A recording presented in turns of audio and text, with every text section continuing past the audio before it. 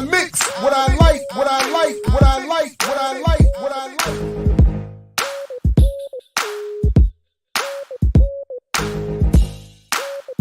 I mix what I like, what I like, what I like, what I like, what I like.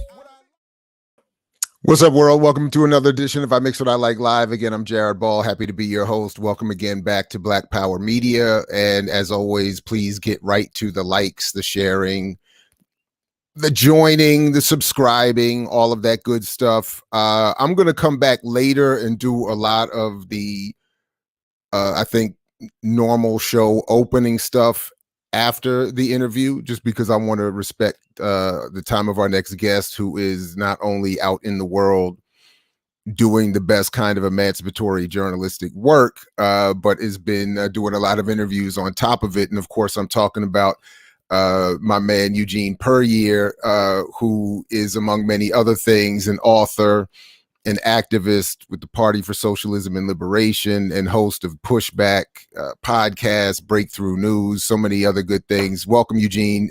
Thanks for joining us. Good morning. No, thank you so much for having me, Jared. Good morning. So let's just start right with it, man. Are you still in Haiti? You look. No, I'm back in the U.S.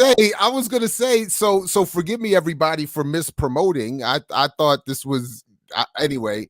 I know you had been doing a lot of the anyway, but I was like, I'm looking at the. I'm with you. I was gonna say, I was looking at the background. I was like, that's dope that you can make that background, wherever you are. But anyway, so talk to us about what happened.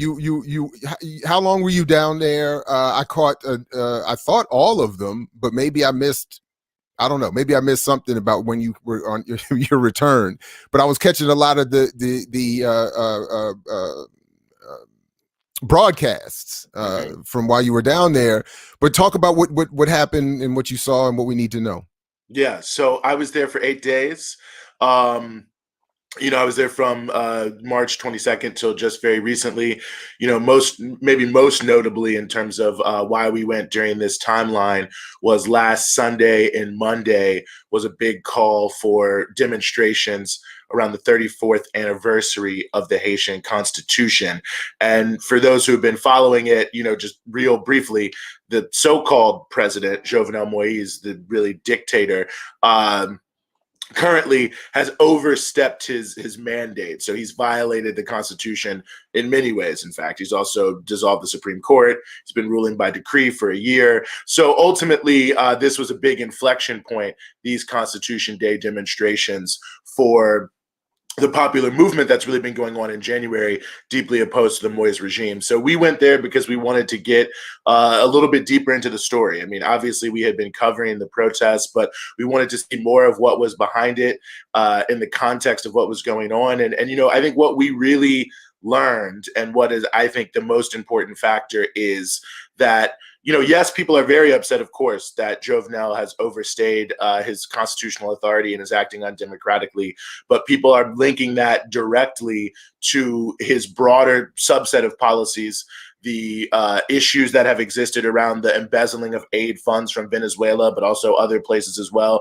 And people are connecting just the deeply exploitative capitalist reality of Haiti to the undemocratic nature of the Jovenel government. And on top of that, noting, and almost everyone we talked to noted this, that the only way Jovenel, who's very embattled in the country, can really survive is the support he's getting primarily from the United States, but also from Canada and other core group countries. And that's what people really wanted us when we said, what should we emphasize for an American audience? They said, well, emphasize that people in the United States should do something to push their government to change, if they can, the policies around Haiti. So we did a lot. We saw a lot. We met with workers who were working in these, sweatshop factories. We were able to get into the countryside, meet with farmers who are fighting against agribusiness. We were in the demonstrations, of course. We were able to get to some of the popular neighborhoods in Haiti. So, in 8 days, I think, we saw probably as much as you can see in 8 days. And I felt that we got a pretty good sense,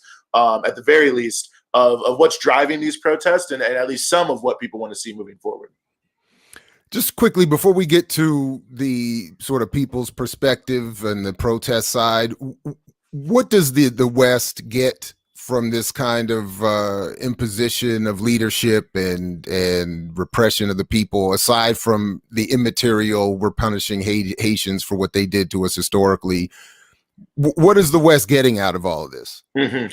Well, I think it's getting two things. One, it's getting a government that is 100% committed to an economic model that privileges multinational corporations, many of them based in the West, over and above anything else. I mean, you have not only textiles, which many people know, and there's also something called the Hope Act that people should remember, very similar to AGOA in Africa, which allows these tariff-free assembly plants set up in Haiti. They're almost all owned in partnership with private capital, and then they can export to the United States without taxes entering. So you've got textiles, which is huge, but you've also got components for the U.S. military industrial complex, and now an expanding sort of computer part type business. So you've got these sort of sweatshop industries around all of these, which is, obviously very beneficial for these companies because it's super cheap labor. And since it comes from a tariff-free place, it's more beneficial in terms of what they have to give up coming into the US. And this post-earthquake, by the way, was a big piece of what Bill Clinton, Hillary Clinton as Secretary of State, were really pushing as what the future of Haiti should be. And the Jovenel government has embraced that in a big way. I would say secondarily, you can look at the agricultural piece, and there's more of an attempt to basically just sell off this land for agribusiness in the United States to use Haiti as cheap land and cheap labor because, the peasants there who are being pushed off their land won't have much other choice than either leave the country probably or work on this land in order to, again, get more cheap goods, which is sort of the reverse of what it used to be, which was the U.S. dumping agricultural goods in Haiti and destroying agriculture. Now they're trying to steal the land and, grow cheap food.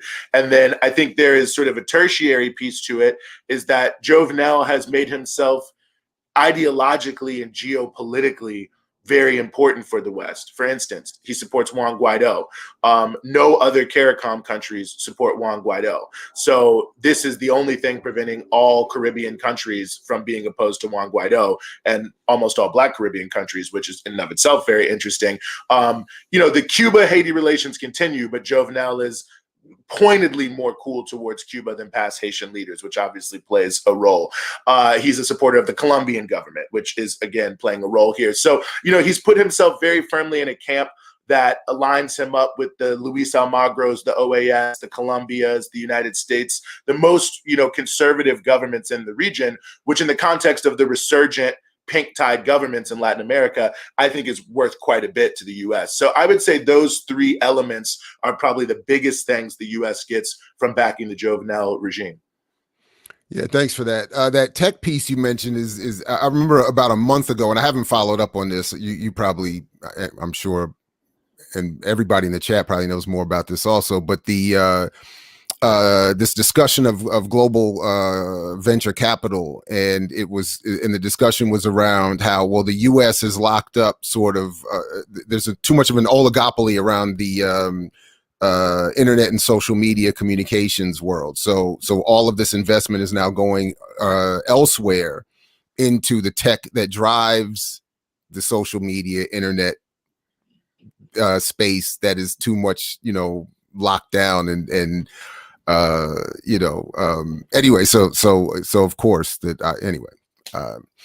so from the other side, so from the people's sides again, so to speak, what were you all seeing down there in terms of the protests, the size, and also how are they balancing a struggle against government and international involvement while also dealing with the other end of the hostility coming from the street organizations or gangs or what we're also hearing about? It's like, it seems like it's the war is, coming from all sides, and No, absolutely. And real quick on the electronics piece, a name I'm sure you've probably heard in the past, Jared, Andy Apade, who played a big role. He's very involved in that. ACA Electronics, which is part of the Apade group and is based out of Miami.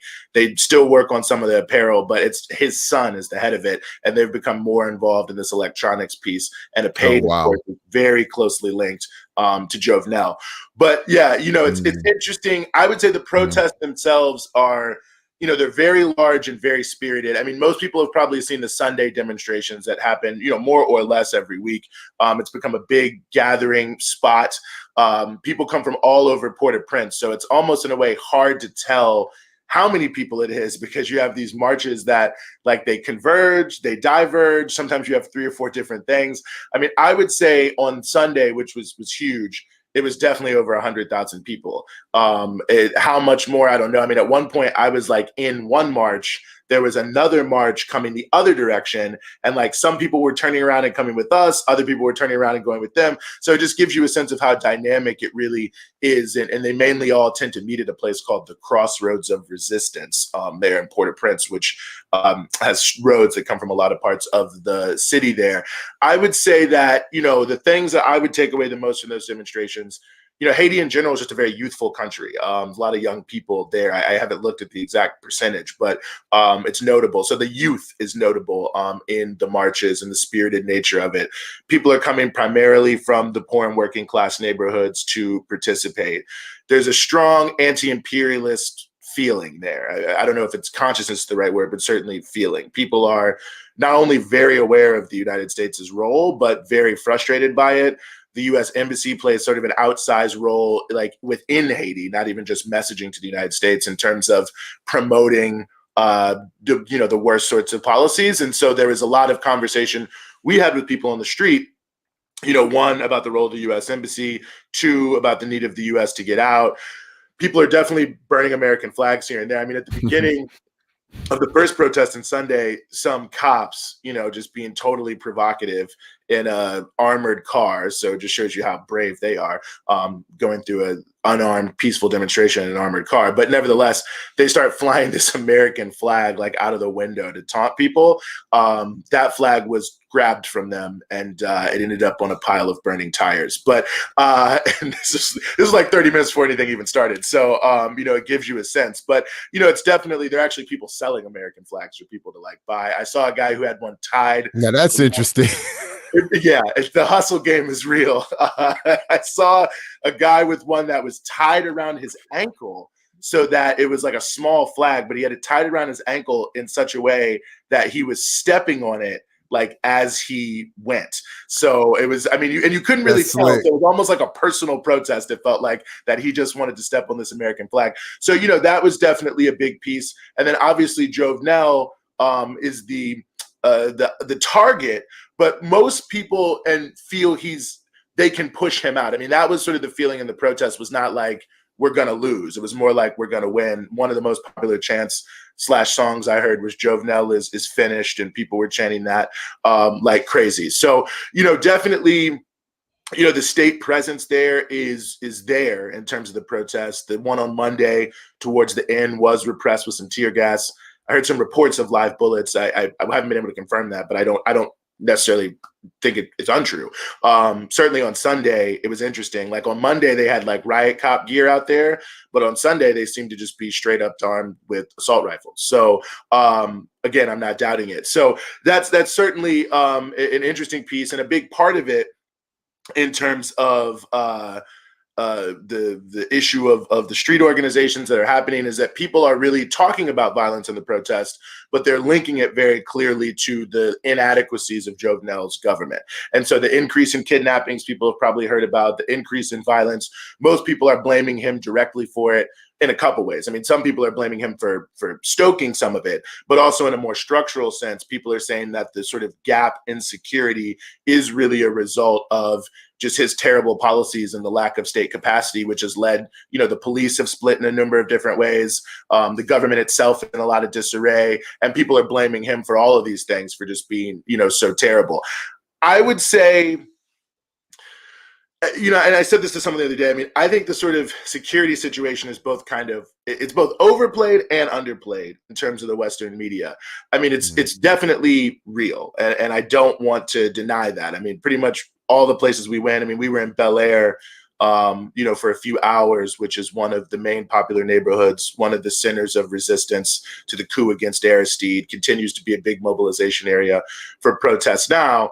And, people were taking us around and seeing places where, houses had been burned down to intimidate people from protesting, where what looked like, from my knowledge of guns and weapons, pretty major gun battles had taken place.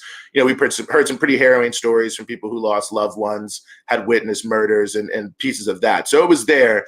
But the perception in like the New York Times, I mean, you could argue it's a lot like the hood in the United States, that like everyone is just like hiding in their homes. And like, it's just people are just running around with machetes, cutting people's heads off. I mean, that's what I get when I read a lot of Western media. And I mean, I'm sure some people are altering their daily behaviors and things like that. But, most people they have to find a living. They have to go out. They have to survive. So even though they're angry about it and frustrated with it, they don't have a choice but to live with it.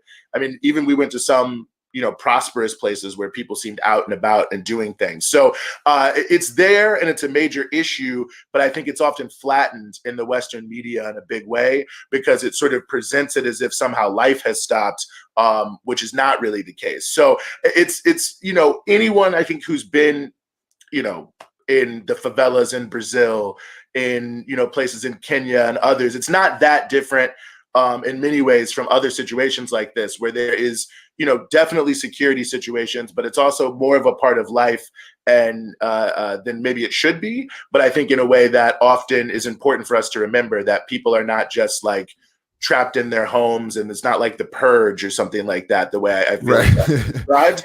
But it is serious. Well, no, honestly, the origins, at least from my question, it wasn't coming from what I'm sure is being characterized or mischaracterized in the Western press, but from sort of even the activist community. Even Dr. Mamira Prosper, when she was on with us, was talking about some of that. So I just was, wanting to and definitely appreciate that. But as is usual or predictable at this point, Sister Ricky has beaten me to and even with a better version of the question here. Do you feel there's a strong likelihood that the Biden administration would stop support of Moise if to push a more palpable puppet like what we're seeing in South American elections currently?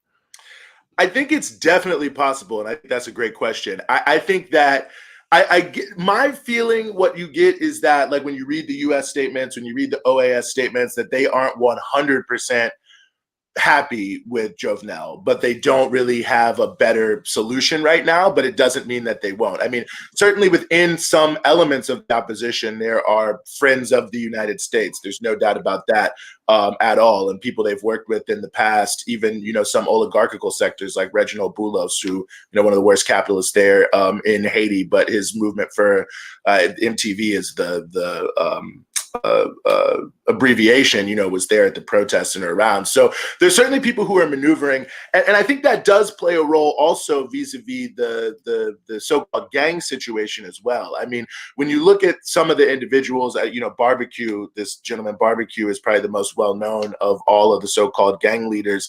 I mean, the one thing you get is that many of these people are a force in and of themselves, especially in a collapsed sort of state security situation. And obviously the state cannot control them, and they have a lot of control. They obviously some of these individuals are trying to emerge as players as well. So I think there's a situation where there are definitely people who are hoping that they can sort of present themselves to the U.S. as like, we are a better option. We are something, us, we can do it. And this is something we have to look into. And one of the things I want to look into in Breakthrough News, who have they been meeting with? The U.S. Embassy, which I think will tell us a lot about this question. I think right now the challenge is the opposition is, it's both divided and also, I think, ideologically not correct for the West. I mean, right around the time that Vannell was his term was ending, there was a crystallization of a large swath of opposition forces that had a thought about a transitional government. But I think the problem for the West is twofold. I mean, one, to have a credible counter government to Moise, it would have to be, and I mean credible in the sense that people on the street would accept that this is a step forward. I think it would have to be a little bit broader than the West would like it to be. It may very well include elements of the left, at least possibly could include elements of both former and current elements of Lavalas, which has obviously had a rocky relationship, to say the least, with the U.S. over the years, in addition to some forces they may like and they may feel are positive, which means they wouldn't be able to get what they want. And I think that even a slight shift, going back to the geopolitical thing, could be large. I mean, if you look at what Dr. Rowley from Trinidad told the Atlantic Council, he's the head of CARICOM now, he's also the prime minister of Trinidad, told the Atlantic Council, arch imperialist, about what CARICOM feels about the Biden administration, their top two issues, which I thought was deeply interesting. They want the U.S. to normalize relations with Cuba, and they also want them to stop recognizing Guaido. So even if a Haitian government came in that was not super radical, but was more willing to embrace just the CARICOM consensus of regional governments, it could be very problematic for them. I think they would like to move from Jovenel. I think that they feel that he doesn't necessarily have what they need from a credibility standpoint. And when you look at their statements, they're all front loaded with, well, he needs to get control of the security situation in order to have elections. So they want to go with his elections, but they're worried that they're not going to be legitimate enough for them to be able to make up some fake story about how it's a great victory for democracy. So if they could find a better way, I think they would. But I think their challenge right now is, I don't know if there's a way they can bring together anyone that will be considered credible in a way that they could really govern the country, that the protests maybe would end, that people would generally feel it was a step forward and move into a new modality, whether there's some other forms of elections. I just don't know if that can really happen with the right ideological mix for the West, which is why I think they're willing to stick with Jovenel, because the Biden administration, particularly because it's a known quantity, and moving to something else, an unknown quantity, that could end up bad and potentially very bad, given that, look, I always hesitate to say is something a pre-revolutionary situation or any of those sorts of words, but it's just very clear. The government does not have total control over the country. There are no other armed forces that seem to have total control over the country. So in a situation like that, in a country like Haiti, with a mass movement of working and poor people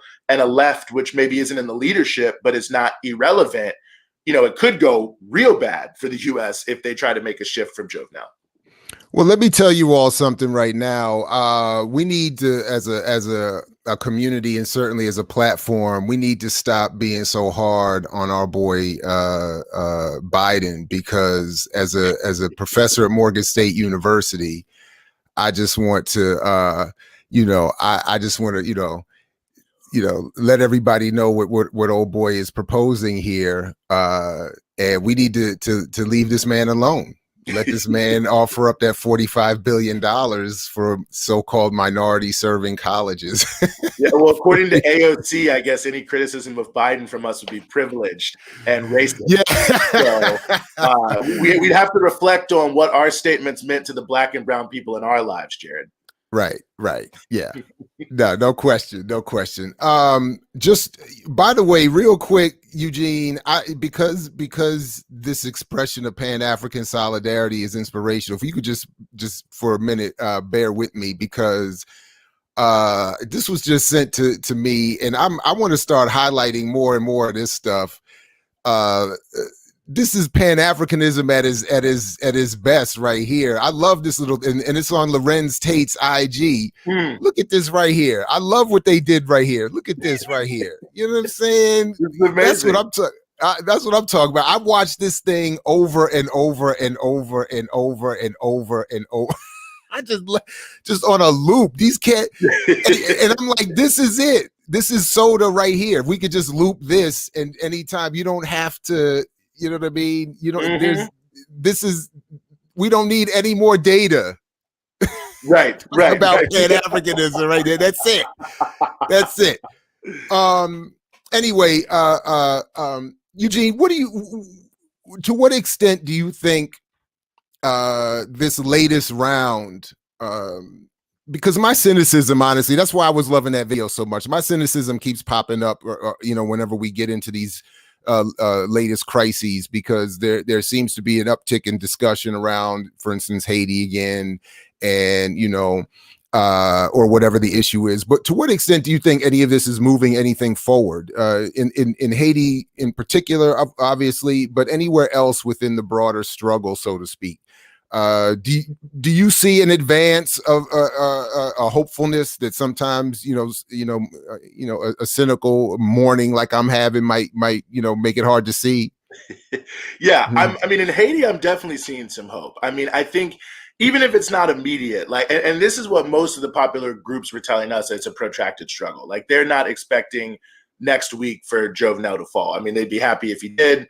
It potentially could happen, but they're not really looking at it like that. But I think a whole new generation of young people has been activated by this, both old and new organizations, but there's new organizations coming together, people coming, I think, at building popular struggles again. There's some exciting media projects. We were able to work with a group called Radio Resistance quite a bit. They also have an agency, the Haitian Popular Press Agency. We'll be working with them moving forward as well, to keep bringing people stuff from Haiti. But they have come together really in this moment to try to wage the battle of ideas in a way that hasn't been done before on the radio and in the social networks against the mainstream media of Haiti, which is, just as bad as it is here. So very excited to be able to have found them and me making those connections. And I think that certainly when we were in many of the struggles, that's very much what it seemed like. There was a cycle of renewal that was happening. I mean, I'm 34. I would say like people my age and younger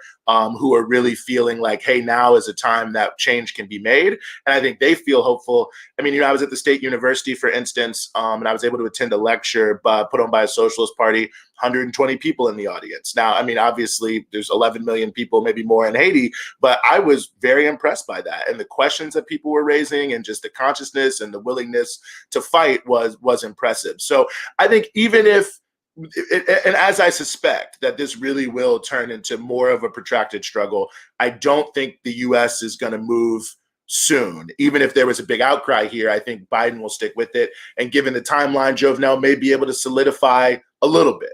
But I do think there's a renewal of popular struggle in a way that is exciting. And I think that there are possibilities and groundwork being laid. And I think just the consciousness that has pervaded the protest of the role of the United States, I think creates a big opportunity, because there are a lot of people who are involved in the protest at the leadership level who aren't thinking a lot about what's next for Haiti. But I think amongst the masses of people, there are a lot of people who don't just want to go back to the status quo, which I think creates a big opportunity. So on that front, I feel positive. And I would put this very much in the same context of the pink tide re-rising in Latin America. I think people there, not everyone, but certainly amongst the most radical forces I was talking to, feel that way very strongly. And I think that's going to be another big factor as well. I mean, in Argentina, for instance, forces from the Patria Grande, which is one of the large sort of subsets of the ruling coalition, one of the more left subsets.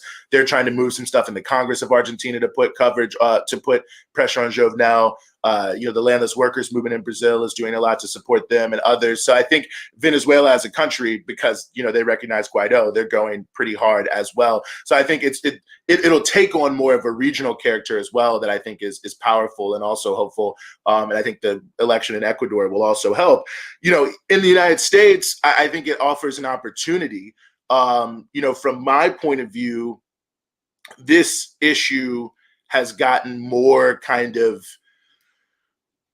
well, I don't know if that's true, but it's been a long time, I guess, from my feeling that I felt like there was any sort of anti-imperialist issue, other than maybe the biggest ones like China and things like that, that really had captured a popular imagination. But just seeing the response from Breakthrough News and the reporting we've done, I think this really has, like, outside of the activist organizer world or whatever, quote unquote, there are just a lot of people when I'm scrolling it who just seem to be like average everyday folk who are like, yeah, Haiti, I don't know a lot about it, but, I saw Cardi B share the hashtag 3 weeks ago. I'm following it. I'm trying to see it. I'm trying to be there and understand what we can do. And I think that it's a lot of work. There are a lot of challenges, but I think it creates a big opportunity when you do see a lot of interest. I mean, when tens of thousands of people are sharing something, at the very least, it creates an opportunity by which we can organize around. So I would like to see Haiti become a pivot point for the anti-imperialist movement. I mean, I think right now, if we could do something similar to what happened with Yemen, in a way, which kind of came out, and like a lot of people didn't know what was going on with Yemen.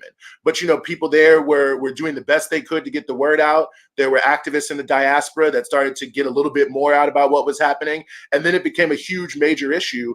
And the U.S. hasn't done as much as they wanted to do, but you see it's become one of the biggest issues in the world. And I think we have to find a way to take the Haiti issue and make it one of the biggest issues in the country and use it as a real pivot point to grow anti-imperialist organizing here in the belly of the beast. It's one of the best examples of the malign influence of U.S. imperialism, both contemporarily and over time, that's really out there. Like, if anyone says, what is U.S. imperialism and why is it bad? Haiti is one of the best ways to explain that, and a one that's very, close to where we are here in the United States. Obviously, there's a huge Haitian diaspora that exists in this country, and that's not disconnected. So I would like to, and I really salute the folks who came out, from Black Alliance for Peace, Community Movement Builders, my comrades in the PSL, many, many other people in Chicago, in Miami, in DC, in New York City, on Monday and Sunday in solidarity with the movement in Haiti. We were telling people that this was happening. They were very excited. And I think that was a great start. Those actions were a really great start to what should be, in my view, a renewed cycle here. And I'm excited about that as a possibility. I'm excited as a possibility for Black Americans in the context where we're so bombarded with this BS, pro-imperialist propaganda from the Barack Obamas and the Jay-Z's of the world, to embrace that Pan-African spirit in real time, and in a radical way. So I think, who knows what will happen, but to me, it feels like a big opportunity, and it already feels like we're moving on that front. It doesn't feel like things are stagnant. It feels to me like this is an issue that is really helping to revive consciousness in general around anti-imperialism, and that I think offers a great opportunity for us to build solidarity with Haiti and to build an international movement. And I will say for sure, many, many people there that we talk to, they believe it can happen. Like, people saw the uprising, people were referencing George Floyd to us. One peasant leader told me about their struggle. He said, yeah, the easiest way to understand it is they're trying to choke us out like George Floyd, but we aren't going to let them. And I think that people see what's happened here, and they aren't pessimistic, really. I mean, they're saying, yeah, go back, do something, make things happen.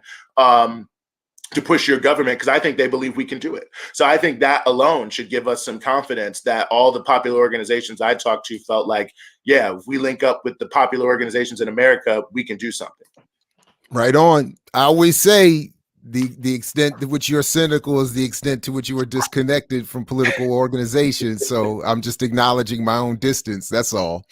Hey, but listen, I only have one more question for you on this issue. So I want to get a time check for you in terms of your time, and then invite others to raise questions or comments for you that haven't we haven't gotten to. The only other thing that I wanted to ask about that from what you saw firsthand or know beyond that is how have issues of old divisions, imperialistically or imperially imposed, whatever the word would be, divisions along, for instance, class or colorism in Haiti, how are all of these things playing out in this most recent moment? Yeah, no, I mean, I think it's definitely palpable. I mean, I would say, from what I could tell, the vast majority of elites are more or less supporting the PHTK government. And that means that the colorism issue is a big issue. I mean, obviously, the elite of Haiti, I mean, it does contain many dark-skinned Black people, but the small number of white people who do live in Haiti tend to be universally elite. Folks who come from a Middle Eastern extraction, Syrian, Lebanese, Palestinian, also tend to be there. Andy Apate, of course, is one of those. And so many of those, so certainly when you're in the protest, it is like the Black masses from working class communities, by and large, that are out there. Now, I will say, there are some people like Boulos, of course, who's of Lebanese descent, Syrian descent, I believe, who is a big oligarch who is now against Jovenel. So some of it is breaking more on, there's also some sort of intra-class conflict, but I would say that we're for absolute certain that it's still a factor. I mean, there's no doubt about it that the elite sector is a lot lighter. Many of them are non-Black, and that certainly they seem to favor again, as far as I can tell, more of a stability. But that being said, certainly being out in the protests, you can see people who are known and lesser known from sort of higher up elements. But Martelli, when he was the PhD gay government, his minister of tourism was a white woman from one of the most famous white families there in Haiti, a big business family. So he seems to have consolidated a lot of that support. Some of it is drifting away from people who are opportunistically there. So I don't think there's like a straight, similar to the Haitian Revolution, there's not a straight up divide there in terms of some of those pieces. And you find sort of the non-Black elements sort of on both sides, but not really in the base. I would say the base of the protest is very much still based in the African descended population. And I would say an overwhelming, well, I don't know if it's overwhelming, but clearly a majority of elites seem to support Moise. I didn't see much other examples of that. I mean, I saw like a couple white people in the demonstrations, a few other people from other backgrounds, but which doesn't tell you everything, but it tells you something, I think, in terms of where Moise is getting a lot of support. So yes, it's definitely still a factor. I mean, and you also see it like in the beauty standards of the country.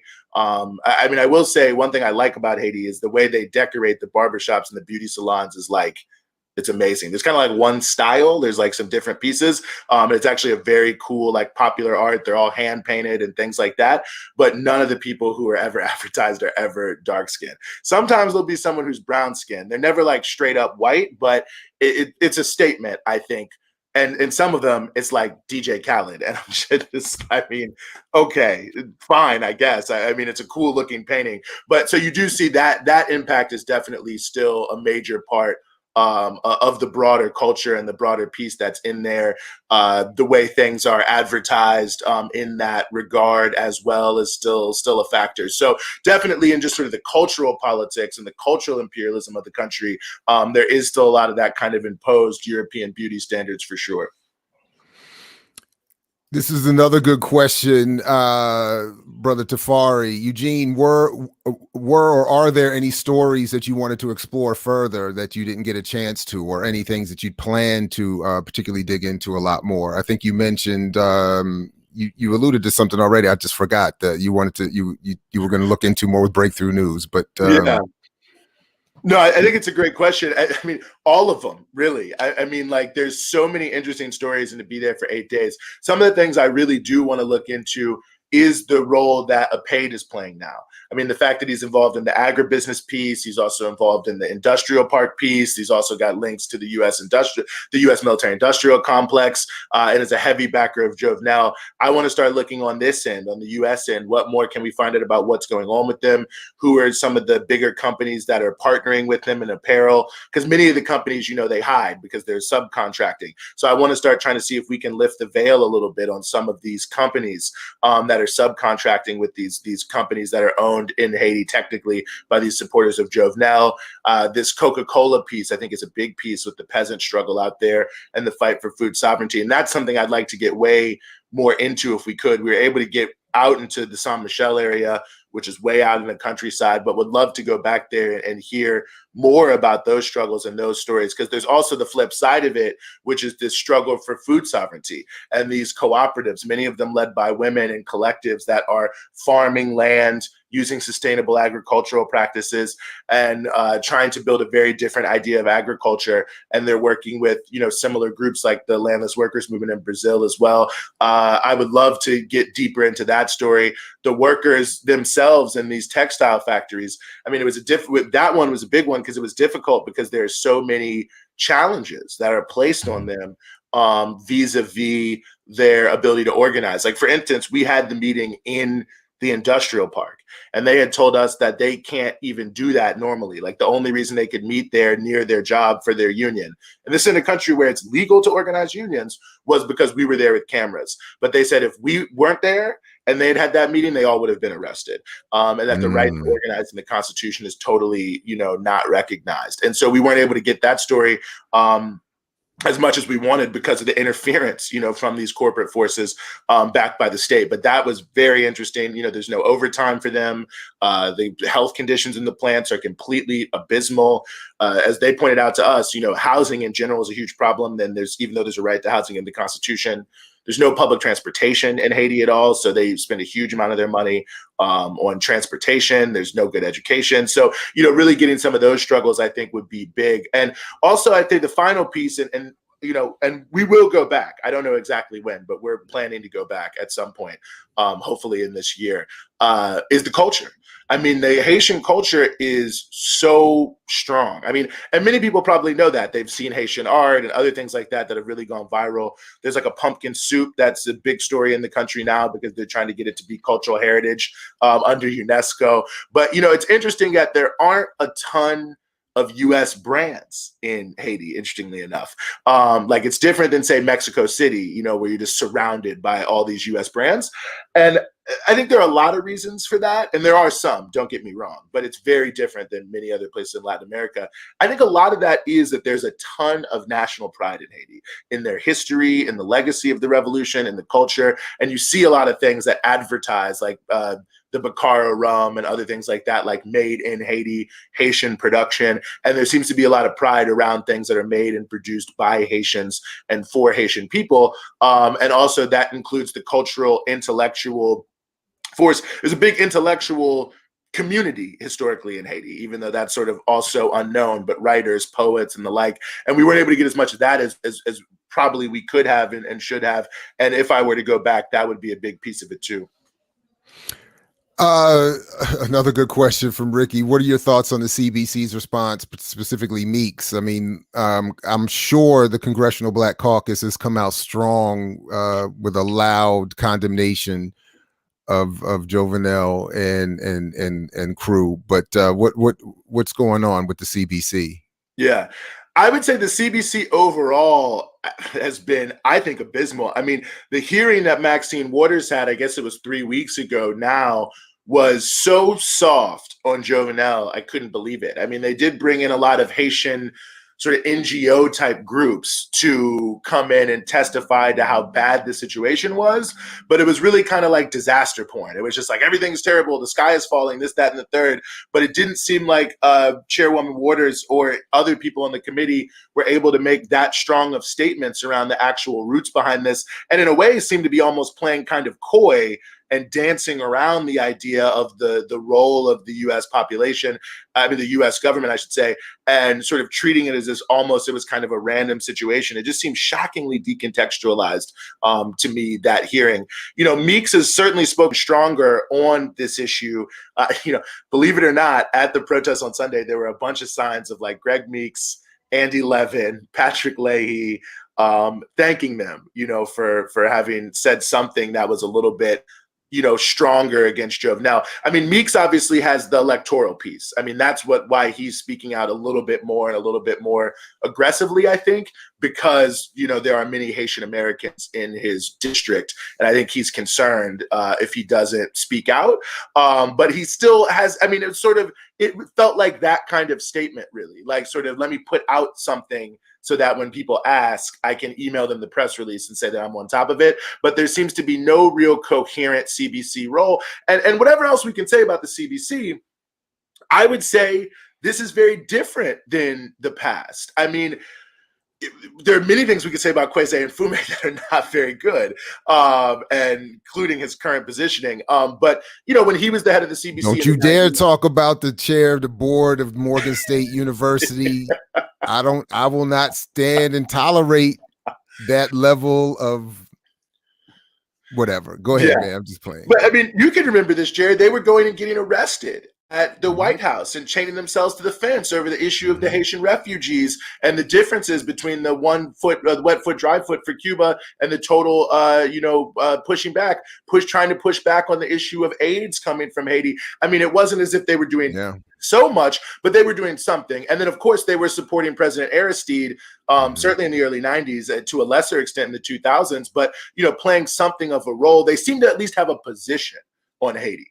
It seems as if there is no, and I would say it shows how the CBC has become so neoliberal and so pro-imperialist that it seems unable to even take unified positions on any international issue, but even ones that in the past it was known for being the number one spokesperson for inside of Haiti. So inside of the United States. So I would say I don't know if I want to say I'm disappointed, because I don't know if I expect that much from them. But to some degree, I will say I am dismayed, because it really is a sign of how bad or how far to the right the sort of Black mainstream political sphere has shifted, that we can't get any major statements on Haiti. Now, that being said, I would say, based on my analysis of the hearing, I do think that if there is a bigger outcry around Haiti in general, but certainly amongst Black people, which again, I think is possible, as I was saying before, from grassroots organizing,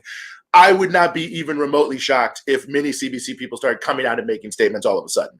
I think right now, though, there's probably politics involved. I think a lot of the people who are probably in New York and Boston and Florida are hearing from both sides, probably hearing from lobbyists paid by Vannell and waiting to see what's politically expedient. And the rest of them probably just don't care, don't know, don't do whatever.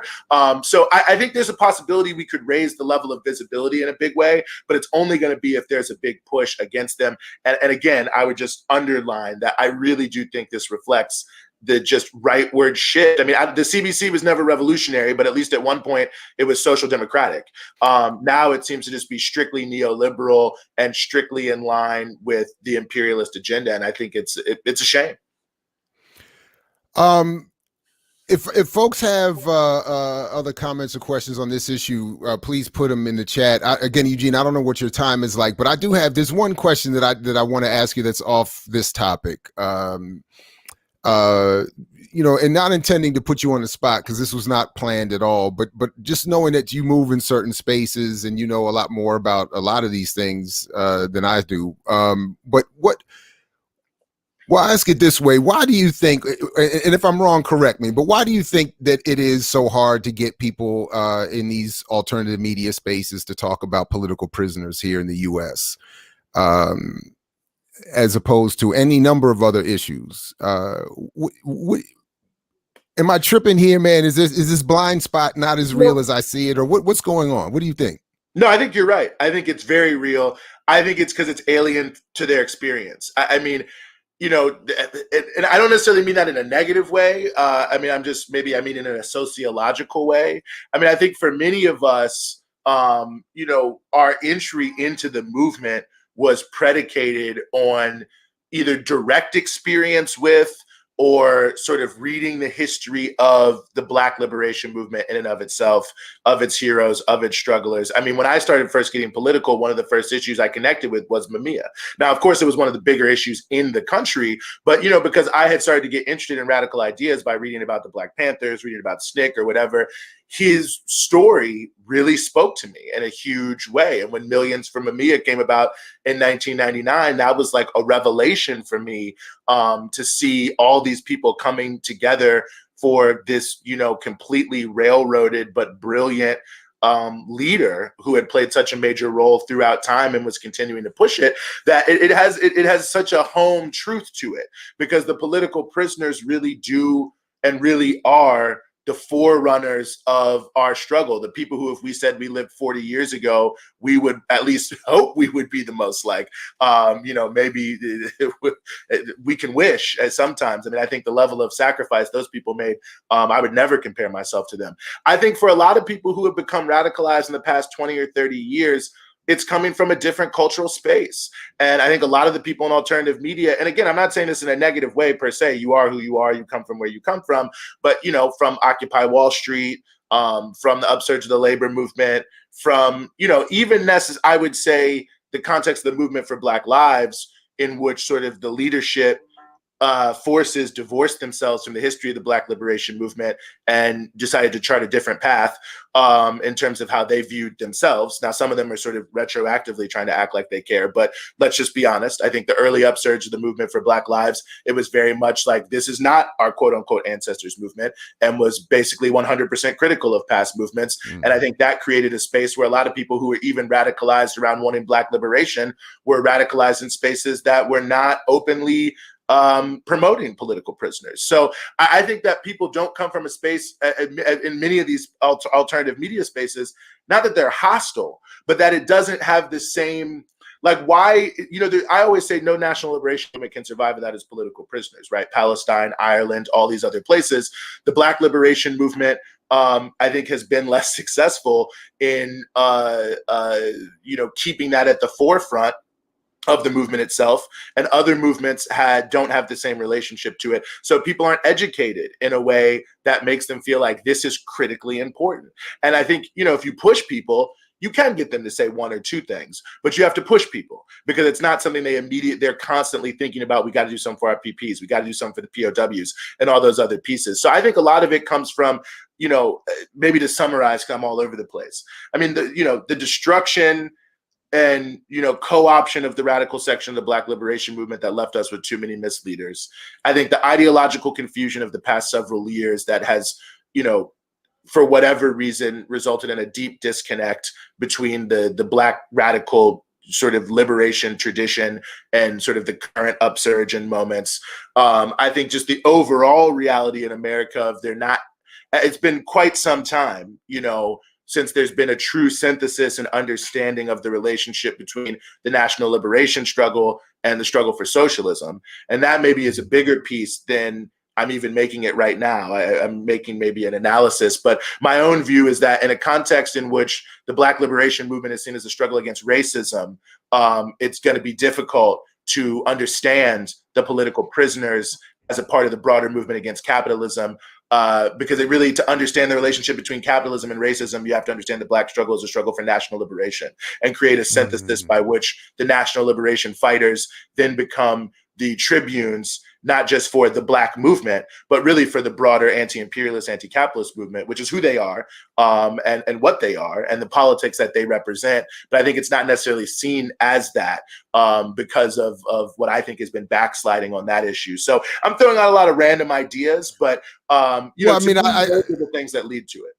I mean, again, we didn't plan this. It just, just something I thought to ask as we were talking, and I appreciate the response. So, just something that, it's better than me just being angry about it. So I appreciate that.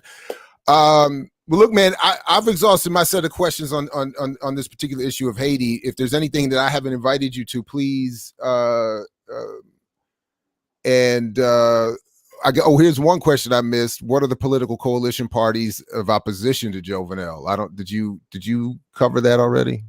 Only loosely. I mean, there's a couple broad coalitions that exist.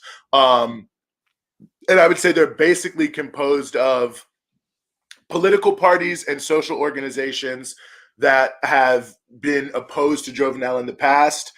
Popular organizations like peasant groups, which tend to be more affiliated with the left, and also sort of community organizations that tend to be more affiliated with the left.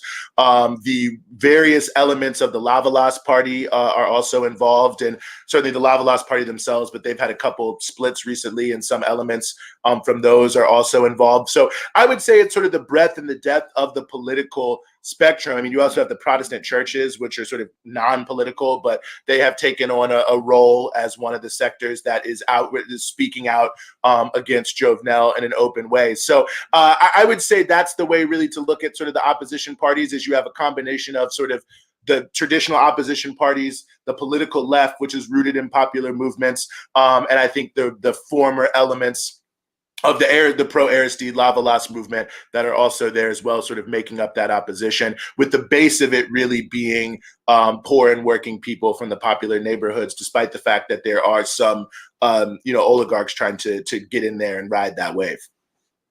Right on. Well, Eugene Puryear, man, thank you very much again for coming through. Breakthrough News, the Punchout. The Punchout. The Pushback is also a great podcast. Aaron Mate, great sound. I know, but that's also part of this spectrum, this constellation of folks that don't talk about political prisoners. That frustrates me a little bit, even when I ask them to. So maybe I'm taking, I've even reached out to them. I mean, I'm saying I've asked them all to do a segment at least, anyway, just to please help. No, I agree. And we have to double down on pointing that out. I mean, it's just, like I said, what is the Palestinian movement without the prisoners? What is the Irish movement without the prisoners? I mean, the political prisoners, the POWs who are held behind. I mean, you see what's happening with Sundiata. A genius, you know what I'm saying? A computer scientist now suffering from some mental challenges And we have to get these people out. I mean, it's unbelievable that it's not at a higher level and a higher flag. So I'm all for it. You know me, Jared. No, that's why I'm asking, because I know. But on this one, we have to call people out because I think it's crucially important.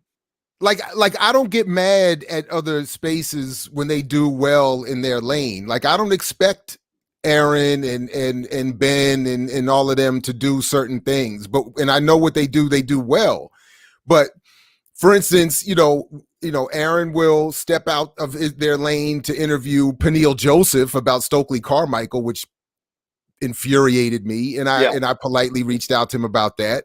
Or they'll step out, or they'll do all the brilliant, when they talk about Julian Assange and make all the points that they make about Julian, every single one of them is applicable to Mumia.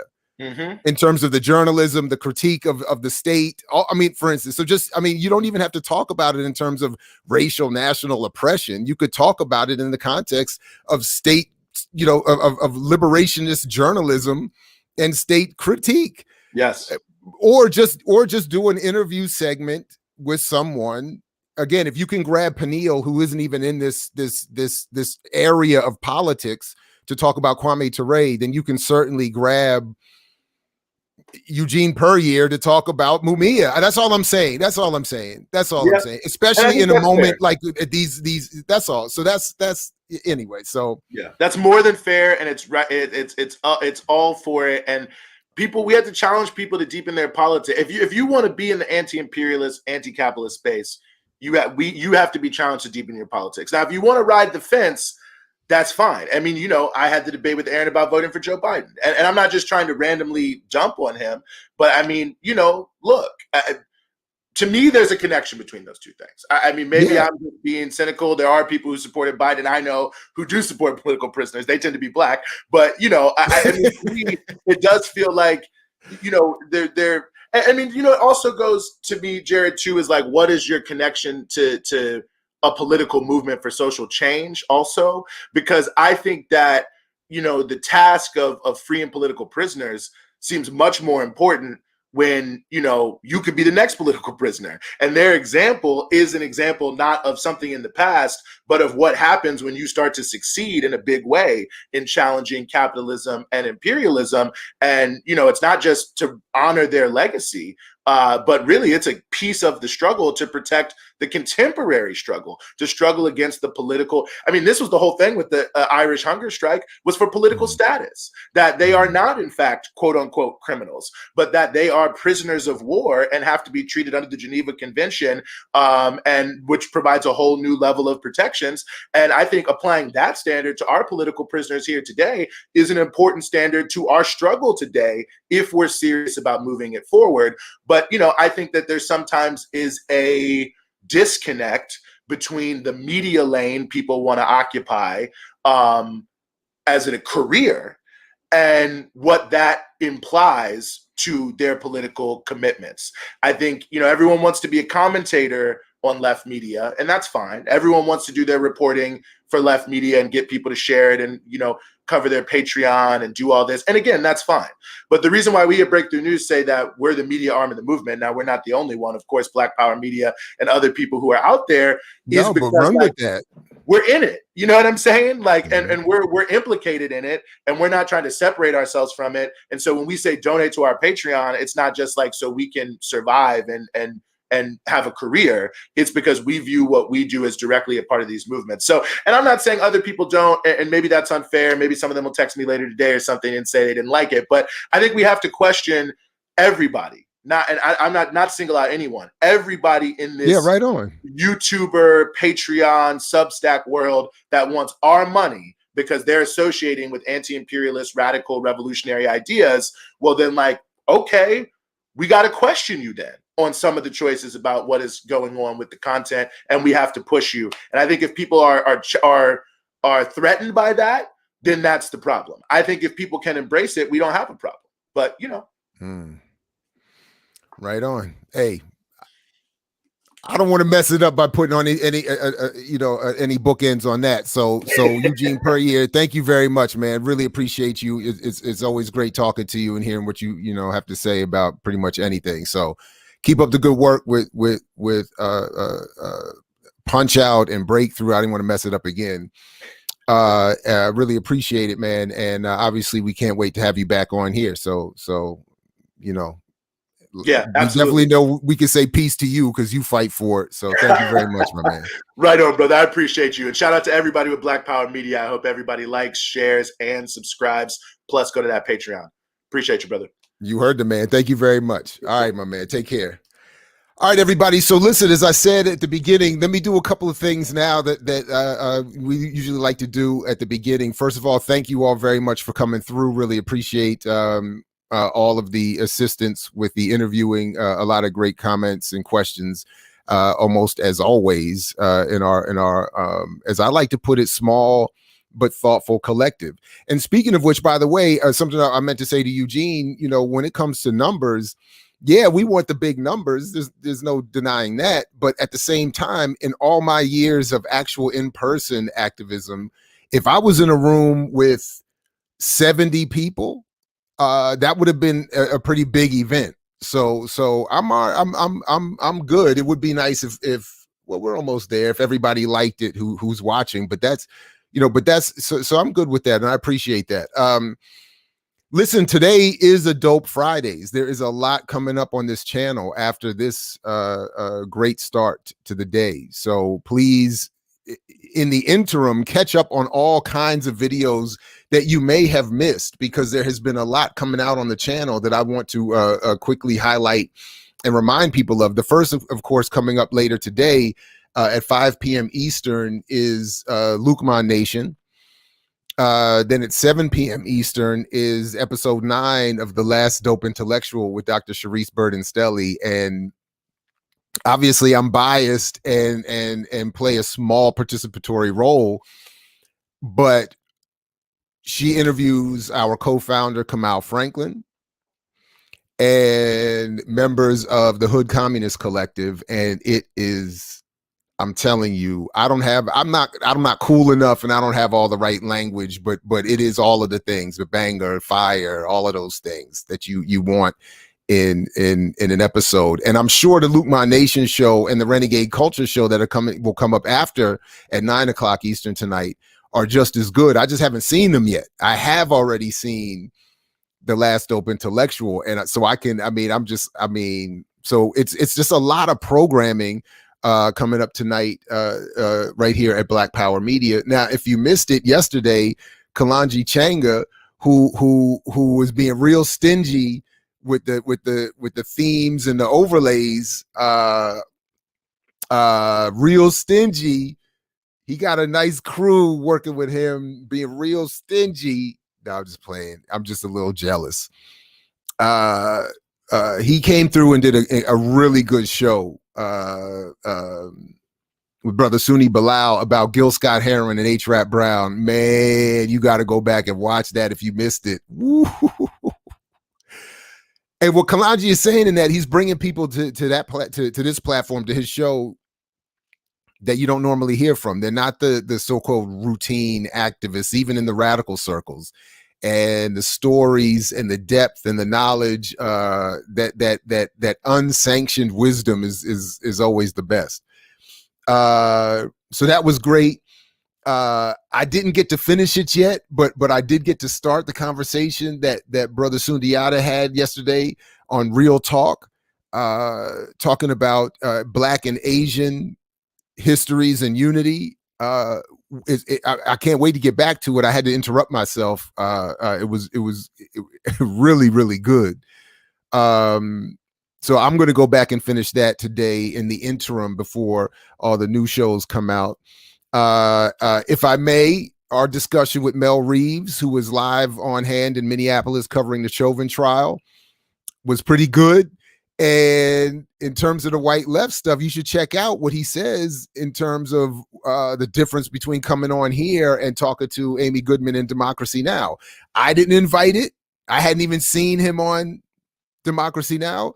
But I think that he brought out a difference that in many ways, I mean, we exist to be. So please go and check that out as well. And then coming up, if you're not, please do as we've been, and we'll continue to obviously like, subscribe, and join, especially join, because if you become a member, there's a lot of new members only content coming on the channel. So yes, the YouTube family gets, membership will get it first. Then the Patreon membership will get it after that. And then at some point we'll release it for everybody. But you don't want to miss these, because not only are they live, but there's some, I think, pretty, dope events. So one of them, the next one coming up, April 4th at 12 p.m. Eastern, Dr. CBS is having her second Black Radical Brunch with Doctors Layla Brown Vincent and Keto Swan. So that's going to be, and in the interim, you can go back and see our interview with Keto Swan about his latest work in preparation. And of course, you can see Dr. Layla on a number of shows and on this platform over the last couple of weeks. And then on April 5th at 12 noon, you can join me for a 10th anniversary of a discussion of I Mix What I Like, a mixtape manifesto, my first book, and where I'm going to, talk about all of the anti-Dr. CBS things that I did in preparation for publication, and tell some stories that I've never shared publicly about it, including what the publisher said about my chapter on the white left, which I just reread this morning. Very quick, very easy. I just reread this morning.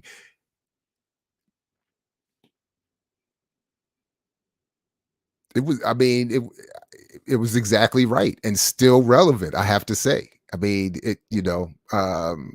could have probably been better written. I don't mind saying that, but but I think more importantly, politically, it was correct. So, and I don't mean politically correct. I mean, politically, it was correct.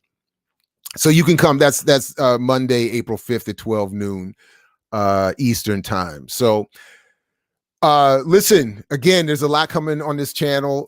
We are building and expanding, much like what Eugene said about Breakthrough. And I do encourage you to check out, not only check out, but support them as much as you can.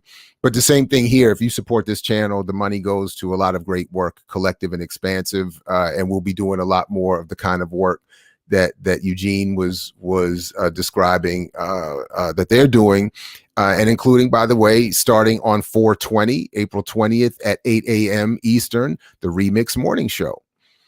So and we're going to be 8 a.m. Tuesdays, Wednesdays, and Thursdays to start initially, beginning April 20th. And again, I expect to quickly expand in terms of time and days, but that we're going to start, try to be manageable. And I can't wait. So you're going to get a lot of the already existing Black Power Media channel involvement in that, but you're going to get other folks who are joining and playing different. So it's going to be hot. It's going to be hot. So anyway, so absolutely. And forgive me for not catching who said that. I have to go back and find it, but whoever referred to David, the Silbergs collectively as Big Pun was right on. Absolutely, Ricky.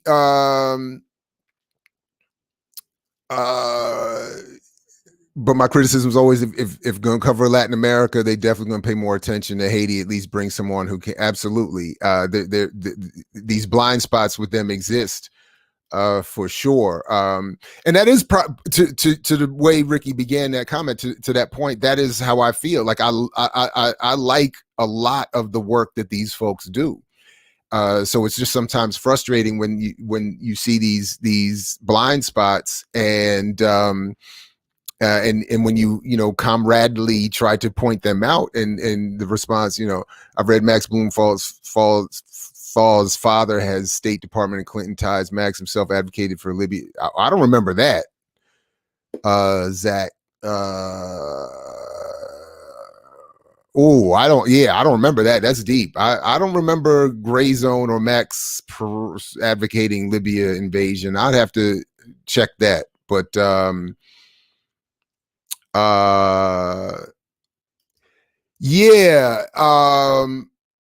and I even paid, I even did a super chat in one of Katie's live streams to point, just to get the comment highlighted, and it didn't. to say, could you cover Mumia? I wasn't even trying to be, combative. I was just saying, love the show. Could you cover Mumia? By the way, if you notice that in spaces like, correct me if I'm wrong, but in spaces like, no, I think Katie has talked to Margaret Kimberly, but again, there is this thing where the only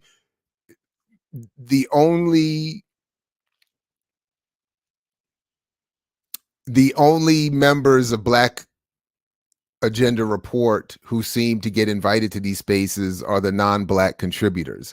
And I don't want to say his name because last time I said his name, apparently somebody who watches this platform called him, and I got an email asking why I called. Anyway, I'm just talking about Danny Haifong. I'm not trying. I'm just messing around a little bit. But somebody said I called him out and whatever. Anyway, it was funny to get the email. I've talked to Margaret Kimberly. Right on. Okay, great. Yes, she's dope. And check out mixwhatilike.org where you can see my daughter interview her about her book Prejudential. You can see my youngest, my baby girl, interview Margaret about her book. Okay, good people. So I think we're all set. I really appreciate you coming through. And definitely thanks to Eugene for coming through and for his work. And again, thank you all for helping out with the comments and the questions here. Ricky, David, everybody. The Gray Zone is great coverage of elections Latin America won't find anywhere else. Yeah, that's right. That's right. And important because these are African. That's right. Absolutely. And again, I mean, we could speculate all day, and I do off the record, but like when the Gray Zone will be very critical of the state and intelligence agencies and all the money. So on the one hand, you would think that there wouldn't be the kind of political threat to them to add some discussion of political prisoners. So I don't get it. I don't get it, and it would definitely be helpful. No, who did that? No. There are definitely differences there. But this is the point. This is really the point I'm at. If you're going to talk about Assange for an hour, can't you do a minute on Mumia? I mean, that's exactly what I'm saying.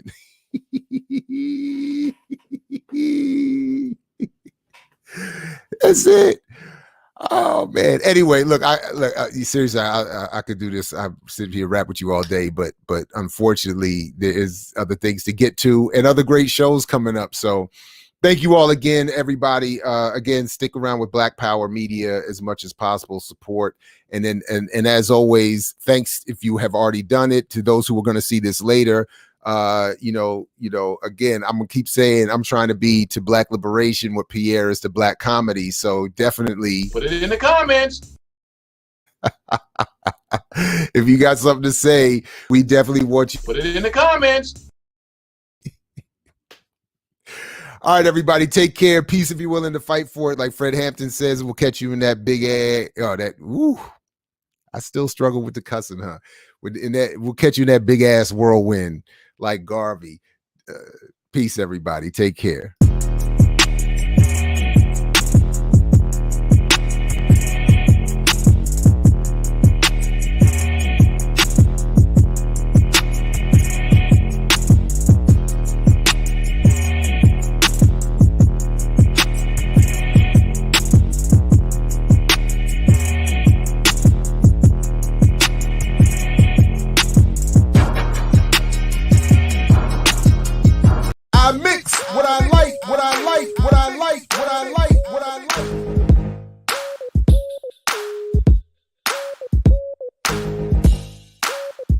I mix what I like.